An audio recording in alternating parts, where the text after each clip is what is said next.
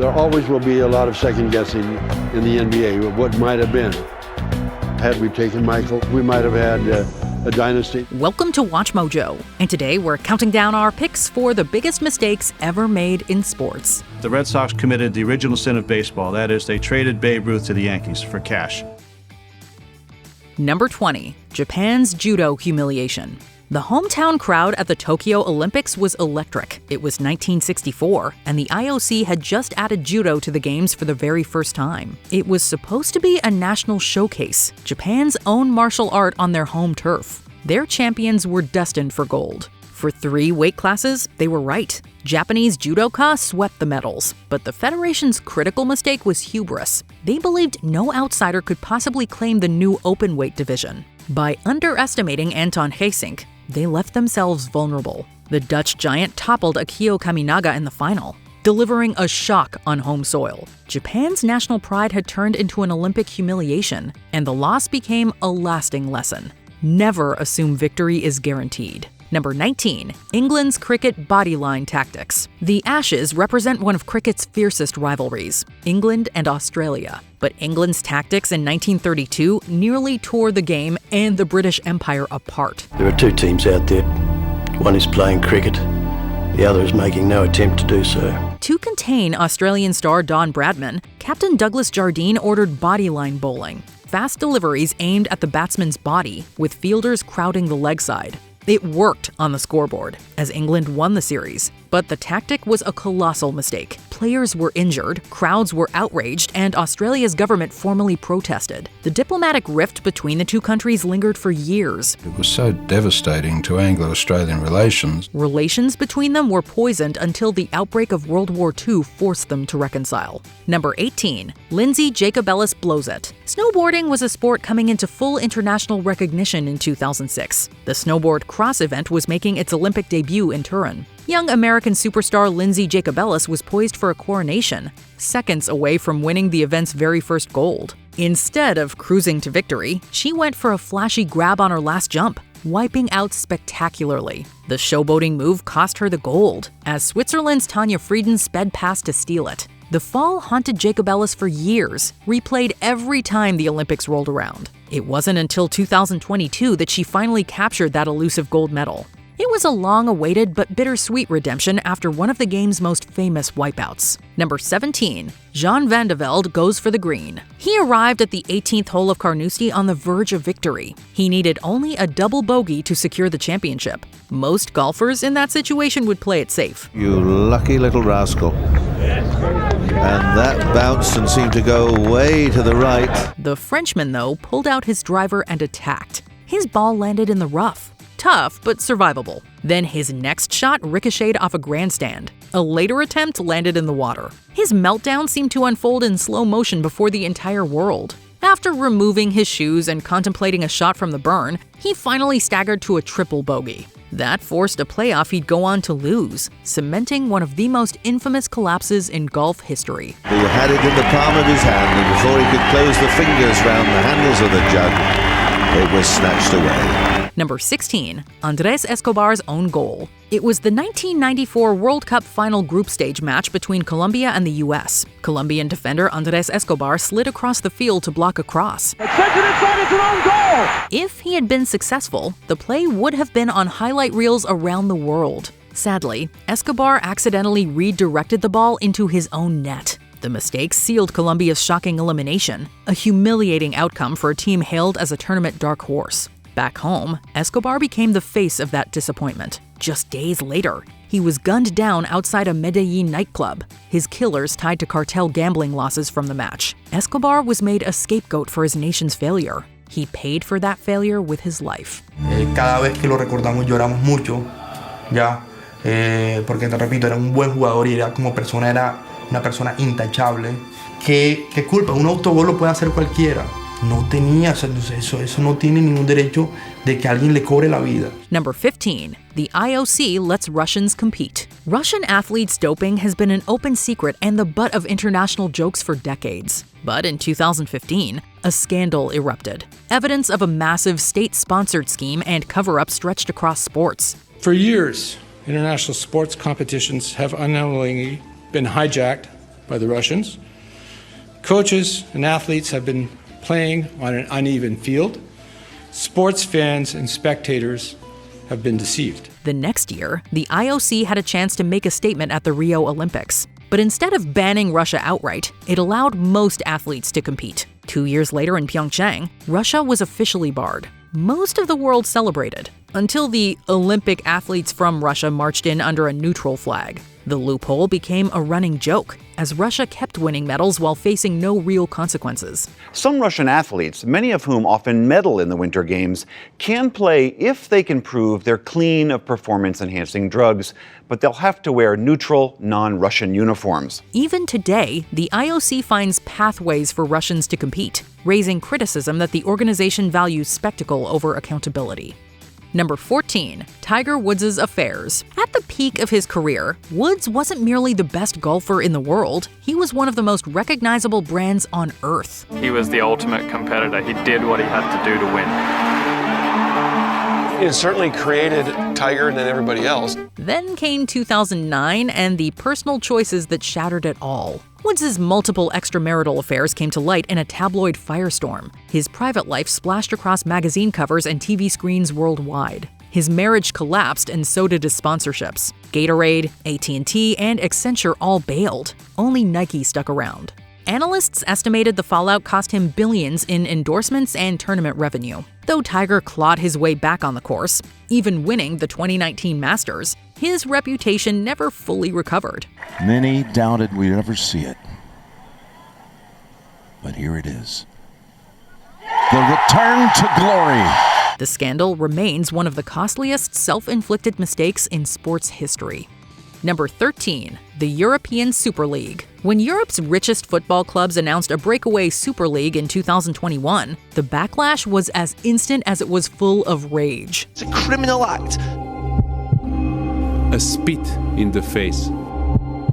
It is a nuclear war. Fans, players, governments, even royalty slammed it as a soulless cash grab. It was universally understood that this league would destroy the spirit of competition in the sport. Within 48 hours of the announcement, most clubs pulled out in embarrassment. The idea, though, never really died. Legal battles and backroom deals have kept the project alive in fits and starts, with renewed pushes surfacing even in 2025. We don't want to be consumers, we're actual supporters of a football club.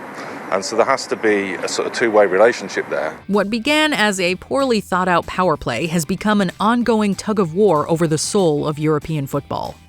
Number 12, Coach Little keeps Martinez in the game. Game 7 of the 2003 ALCS had Boston fans dreaming of finally knocking out the hated Yankees. But when the Red Sox came back in the Bronx to tie the playoff series at 3 games, they looked like a team of destiny. The curse of the Bambino felt ready to break. With a 5-2 lead in the 8th, though, ace Pedro Martinez was clearly tiring. Manager Grady Little had relievers ready, but chose to leave Pedro on the mound. The Yankees pounced, stringing together hit after hit to tie the game. Hours later, Aaron Boone's walk-off homer in the 11th sent New York to the World Series. Little's decision cost him his job and remains one of baseball's legendary blunders. That cost him the game, that cost him the series, that cost him a chance at the World Series, and ultimately it cost Grady Little his job. If not for the Red Sox's championship redemption the following year, he might still rank alongside Bill Buckner as Boston's most notorious scapegoat. Number 11, the 2004 NHL lockout. More than 20 years ago, NHL owners and players clashed over a new collective bargaining agreement. The league demanded a salary cap to curb escalating costs. The players' union balked. It's time to bid farewell to the NHL's 2004-2005 season and what might have been. Neither side blinked, and the NHL became the first major North American sports league to cancel an entire season. Fans were furious as their arenas went dark. For the first time since 1919, the Stanley Cup stayed put. Though the eventual deal gave owners their salary cap, the damage to the sport's popularity was lasting. Our Board of Governors gave its unanimous approval to a collective bargaining agreement that signals a new era for our league. A year of hockey was completely erased thanks to greed and stubbornness. Number 10, 1 yard to victory. Play clock at 5. pass is intercepted at the goal line by Malcolm Butler. With the clock winding down on Super Bowl 49, the Seattle Seahawks were closing in on defeating the Patriots and winning the big game for the second consecutive year.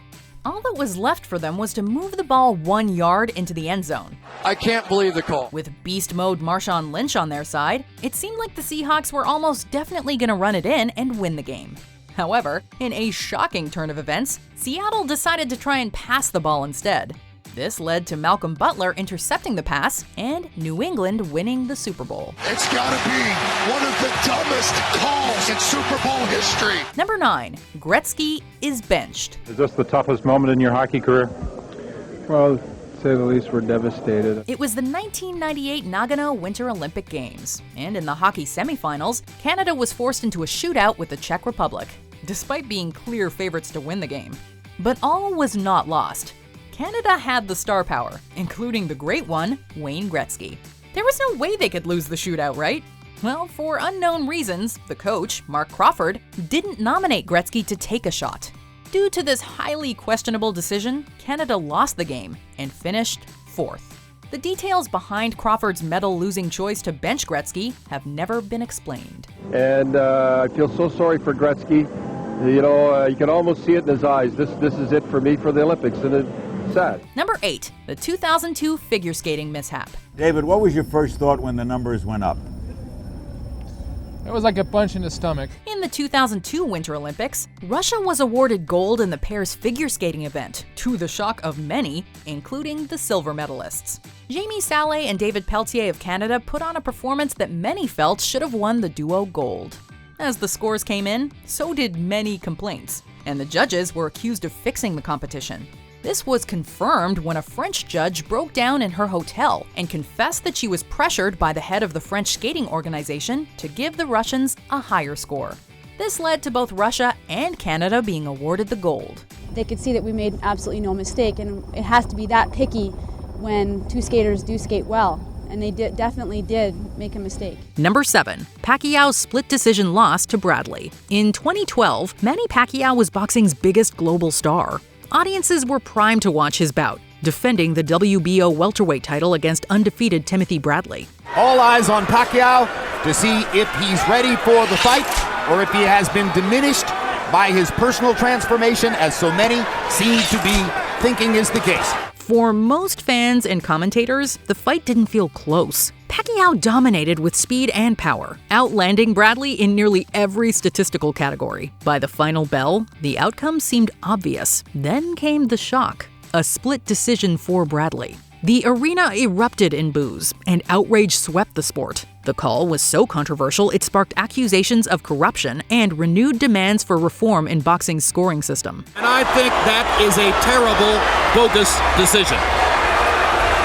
I'm dumbfounded. I don't know what to say. Pacquiao and Bradley would fight twice more, with Pacquiao winning both fights. But the 2012 decision remains one of boxing's most infamous. Number 6, the Pete Rose scandal. The banishment for life of Pete Rose from baseball is the sad end of a sorry episode. Pete Rose should be a baseball legend. With many record-breaking feats under his belt, he would have gone down as one of the best hitters in MLB history. However, due to his gambling scandal in 1989, this will never be the case. Rose was caught betting on Cincinnati Reds games while he was employed as a manager for the team. As a result of this, he was deemed permanently ineligible for the Baseball Hall of Fame. The Hit King's poor decisions and apparent gambling addiction may have destroyed his legacy forever. Why would you, the cardinal rule of no betting? I don't know. I was stupid. I made mistakes. Number 5, Zidane's headbutt. In the dying stages of extra time in the 2006 World Cup final between France and Italy, star midfielder Zinedine Zidane was needed for the possible penalty shootout that would follow. However, numerous insults from Italian center-back Marco Materazzi provoked Zidane to headbutt the Italian, and he was sent off. The game went to penalties, where Zidane would have certainly made a big impact for France. However, they lost to Italy instead. Zidane has publicly said that he wouldn't have been able to live with himself if he wasn't sent off. We're not sure that France would say the same thing. You can't excuse that. Zidane's career ends in disgrace. Number 4, the MLB steroid era. One of those guys you looked at and said, that's a Hall of Famer. Well, a Hall of Fame career perhaps, but the choice that he made to use performance-enhancing drugs, to me, that does not define a Hall of Famer. Throughout the 1990s, Major League Baseball's poor sanctions on the use of steroids led to crazy high stats across the league. Due to the use of performance-enhancing drugs, some players hit a lot more home runs than the previous averages. And this wasn't a gradual change either. Between the 1995 and 1996 seasons, the number of 40-plus home run hitters increased from 4 to 17.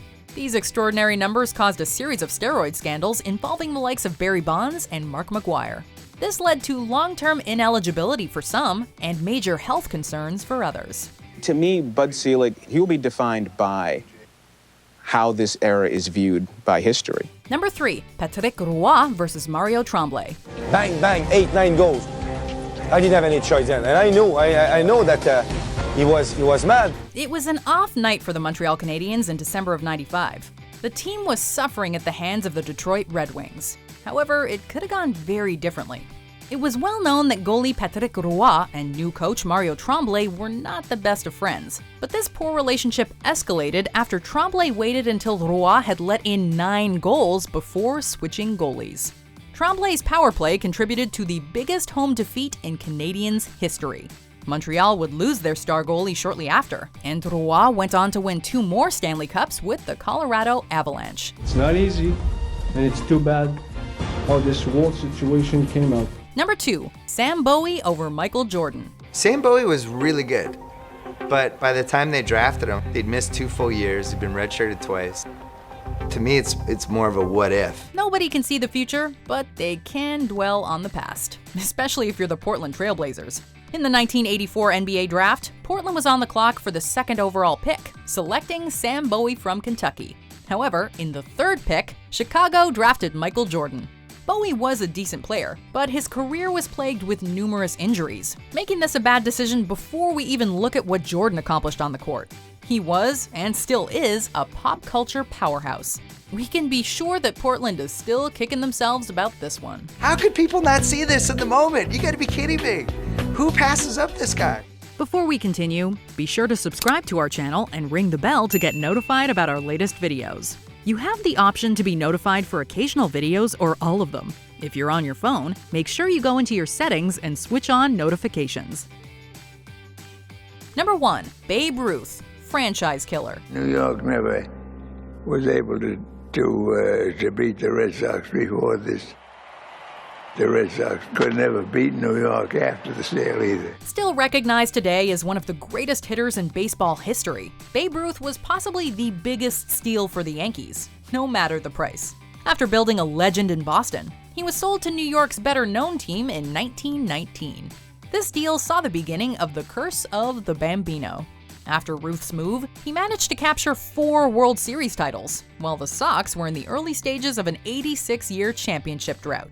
Not only did Ruth bring New York a lot of glory, but his departure from Boston fueled one of the greatest rivalries in sports. Harry Frazee was sitting in a taxi, and he was bragging that he sold Ruth, and the cab driver slammed the brakes, pulled him out, and punched him in the nose. Did your favorite team commit an error that is etched in your memory forever? What other sports blunders will live on in infamy? Let us know in the comments below.